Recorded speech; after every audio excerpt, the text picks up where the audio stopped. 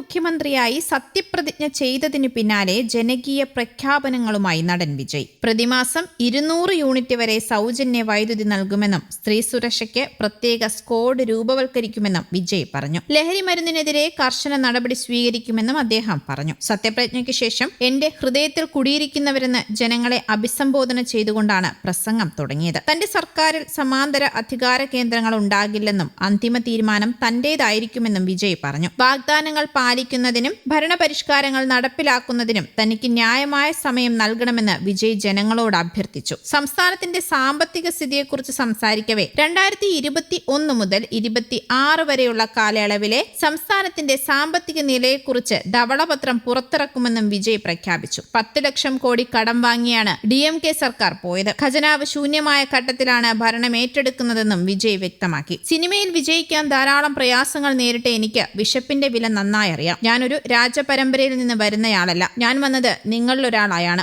വ്യാജവാഗ്ദാനങ്ങൾ ജനങ്ങൾക്ക് നൽകില്ല. ജനങ്ങളുടെ ചില്ലിക്കാശു പോലും വേണ്ട. അഴിമതിയെക്കുറിച്ചുള്ള ചിന്ത ഉപേക്ഷിക്കണം. താൻ ദേവദൂതനല്ല, സാധാരണക്കാരനാണ്. ചെയ്യാൻ പറ്റാത്ത കാര്യങ്ങൾ ചെയ്യുമെന്ന് പറഞ്ഞ ആരെയും പറ്റിക്കില്ല. ചെയ്യാൻ കഴിയുന്ന കാര്യങ്ങളെ പറയൂ എന്ന് വിജയ് പറഞ്ഞു. തമിഴ്നാടിന്റെ പുതിയ മുഖ്യമന്ത്രിയായി നടനും തമിഴക വെട്ടിക്കഴകം അധ്യക്ഷനുമായ വിജയ് സത്യപ്രതിജ്ഞ ചെയ്തപ്പോൾ വേദിയിലെ പ്രധാന സാന്നിധ്യമായിരുന്നു ലോക്സഭാ പ്രതിപക്ഷ നേതാവും കോൺഗ്രസ് MPയുമായ രാഹുൽ ഗാന്ധി. ചടങ്ങിൽ രാഹുൽ ഗാന്ധിയെ സഹോദരൻ എന്നാണ് വിജയ് അഭിസംബോധന ചെയ്തത്. ഇത് ഇരുവരും തമ്മിലുള്ള ആത്മസൗഹൃദത്തിന്റെ ആഴം തുറന്നു കാട്ടിയിരിക്കുകയാണ്. തമിഴ്നാട് നിയമസഭാ തിരഞ്ഞെടുപ്പിലെ ഏറ്റവും വലിയ ഒറ്റകക്ഷിയായി മാറിയ വിജയുടെ തമിഴക വെട്ടിക്കഴകത്തിന് കോൺഗ്രസ് പിന്തുണ പ്രഖ്യാപിച്ച് രംഗത്തെത്തിയത് മുന്നണികളെ മാത്രമല്ല പല രാഷ്ട്രീയ നിരീക്ഷകരെയും അമ്പരപ്പിച്ചിരുന്നു. മുൻ മുഖ്യമന്ത്രി MK സ്റ്റാലിന്റെ വർഷങ്ങളായുള്ള സഖ്യം ഒരൊറ്റ ദിവസം കൊണ്ട് ഉപേക്ഷിച്ചാണ് കോൺഗ്രസ് വിജയുടെ TVKയെ ഒപ്പം കൂട്ടിയത്. എന്നാൽ ഈ പുതിയ രാഷ്ട്രീയ കൂട്ടുകെട്ട് പെട്ടെന്നുണ്ടായതല്ല എന്നതാണ് വാസ്തവം. കാരണം രാഹുൽ ഗാന്ധിയും വിജയും തമ്മിലുള്ള ബന്ധത്തിന് ഒന്നും രണ്ടുമല്ല ഏകദേശം 17 വർഷത്തെ പഴക്കമുണ്ട്. 2009 രാഹുൽ ഗാന്ധിയും വിജയും തമ്മിലുള്ള ബന്ധത്തിന്റെ തുടക്കം. അന്ന് കോൺഗ്രസിൽ ചേരാൻ ആഗ്രഹിച്ച വിജയ്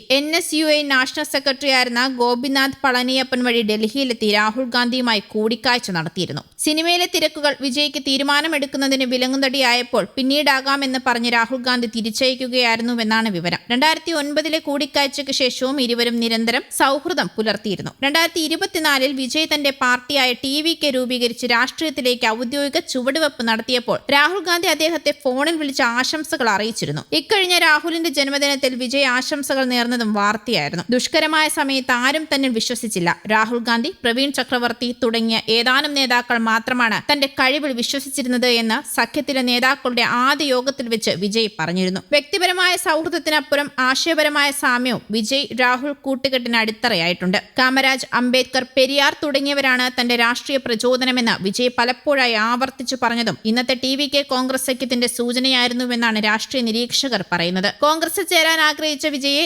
സംബന്ധിച്ച് നിലവിലെ സഖ്യം ഒരു സ്വാഭാവിക സഖ്യമാണെങ്കിലും സംസ്ഥാനത്ത് കോൺഗ്രസ് ഏതാണ്ട് ഇല്ലാതായിക്കൊണ്ടിരിക്കുന്ന ഘട്ടത്തിൽ രാഹുൽ ഗാന്ധിക്ക് വിജയുടെ സൗഹൃദം ഒരു പുതിയ അവസരം കൂടിയാണ് ഒരുക്കുന്നത്. ദക്ഷിണേന്ത്യയിൽ NDA സഖ്യത്തെ തോൽപ്പിക്കാൻ ശക്തമായ മതേതര മുഖമാകാൻ വിജയ്ക്ക് കഴിയുമെന്ന് രാഹുൽ ഗാന്ധി ഉറച്ചു വിശ്വസിക്കുന്നുണ്ട്. സത്യപ്രതിജ്ഞയ്ക്ക് രാഹുൽ ഗാന്ധി എത്തിയത് വലിയ രാഷ്ട്രീയ പ്രാധാന്യമുള്ള മുന്നേറ്റത്തിനുള്ള സൂചന കൂടിയായാണ് വിലയിരുത്തപ്പെടുന്നത്. ഇവരുടെ വളർന്നുവരുന്ന സൗഹൃദം ദക്ഷിണേന്ത്യയിൽ BJPക്കെതിരായ ഒരു രാഷ്ട്രീയ സഖ്യ രൂപീകരണത്തിന്റെ തുടക്കമാണെന്നാണ് രാഷ്ട്രീയ നിരീക്ഷകർ ചൂണ്ടിക്കാട്ടുന്നത്. News desk, Kerala Kaumudi.